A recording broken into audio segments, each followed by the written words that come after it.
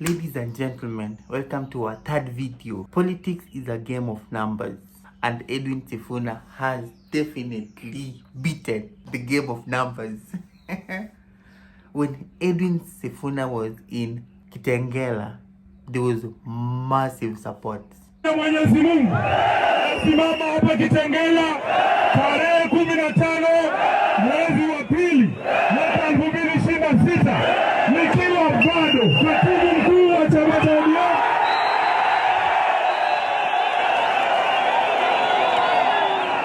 Seneta wa kaunti ya Nairobi na naibu kiranja wa walio wachache.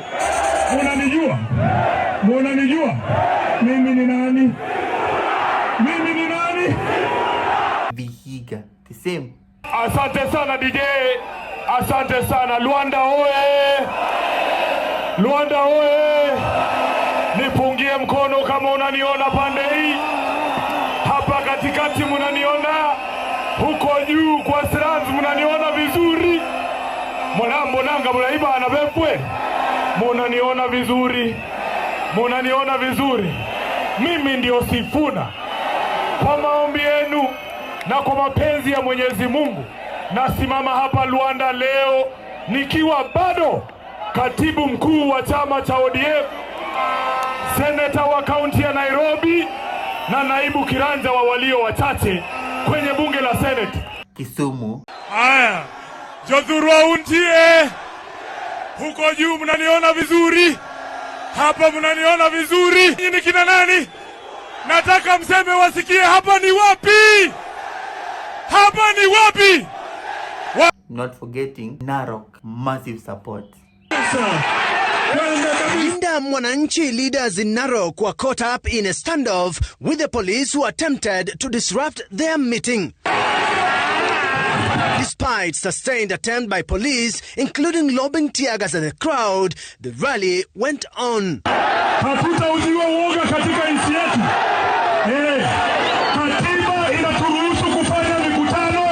Tuliandikia polisi barua. Polisi wanatoa ushenzi. Polisi wanatoa ushenzi. Polisi wanatoa ushenzi. Asanteni sana.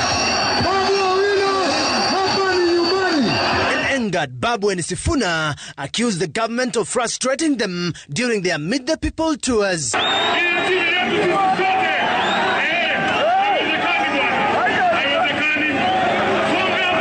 In today's newspaper, The Star, lisoma walikuwa nasema Sifuna now tops running mate pick in opposition lineup.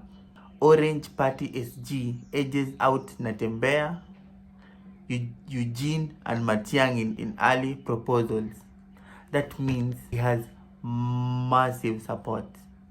Today, in any rally you go, when you mention the name Edwin Sifuna, the crowd just erupts.